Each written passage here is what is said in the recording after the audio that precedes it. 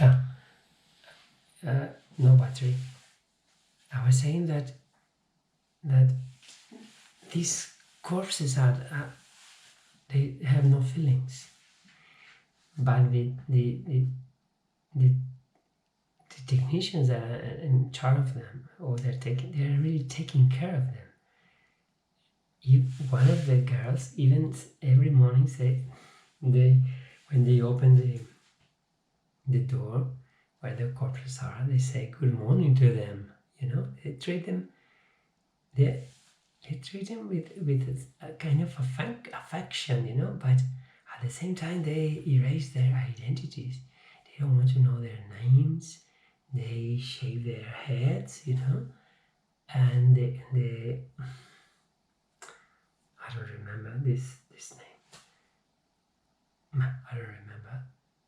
The only word that comes to my mind is in French. Sourcil. But in English I don't remember. But yeah, you see. So yeah.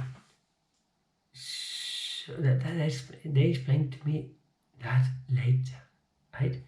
But what at the moment I just when I first look at the first body, it was yellow and brown at the same time, and it was such a shock for me. And I didn't realize that I look at him and I touch his forehead, and without realizing I stroke one of his cheeks, like thanking him. I don't know. I didn't know when I did that. I thought that I needed to show somehow that I was grateful to that it was a person. It wasn't a person anymore, but for us it was, because you see the body, you recognize the face and the eyes and the lips and legs, and everything was there. And it was kind of impressive, but once I acknowledged that a gentleman, I wanted to learn from him, from his body. And anyways, only a couple of minutes I was shocked.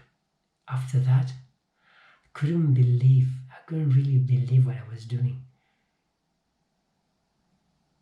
Yeah, I don't think I'm going to enter into details beyond that point. Okay, that's enough. Because not everybody can understand those feelings, and the thing that made me forget that it was a dead body. It was that I was there to learn. Yeah. And we spent we wanted to stay for a couple of hours, and we ended up staying from for 4 hours, more than 4 hours. And yeah. I'm not giving you any more details. I keep them for me. And I've seen things that yeah, I thought they were impossible, and make me want to really understand how a body works and why a body is ill. One of the gentleman died because of a lung cancer, and we saw that they show us how it was a morphine pump to so that gentleman could stand the last moments of his life. So this person suffered, and and in a way he wanted to make some sense of his life. And I remember telling the technicians, who were very nice, very friendly, and thank you if you see this video, thank you. And I told them that many years ago I decided that I wanted to be one of these bodies, because I felt that they say it as a joke, but people thought it was a joke, but I only knew that was true. I told my friends and my wife at the time that due to the fact that my soul already belonged to my students, why not giving them my body, So we have everything. So I had this feeling, so I can understand why this man donated his body to science, Yeah, very nice. Very nice. So, new topic. Why I became a scientist. I remember seeing this movie. I was thinking about that before starting the video, and I remember seeing the movie from Kirk. Well, in Spanish we say Kirk Douglas, but I think you say Kirk Douglas. Okay, Spartacus. I think is the title in English, and I remember Spartacus saying that he wanted to know. He wanted to know where the sun goes at night, where does wind come from.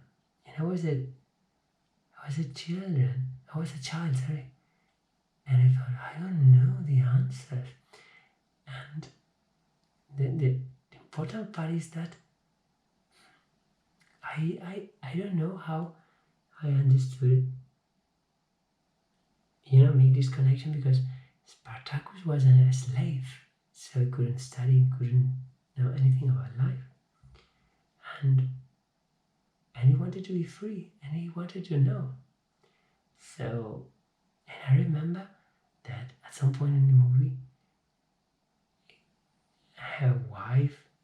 his wife, told him that she was pregnant.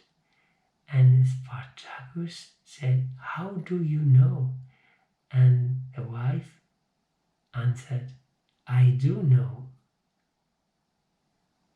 And he said, "How does she know? I don't know. I want to know." I remember I don't know, I must have been 6 or 7. And curious enough, I bought the DVD of this movie, and it has the plastic wrap is still there. And I bought this movie like 15 years ago, and I remember clearly the scene, and maybe that's the reason, because I didn't watch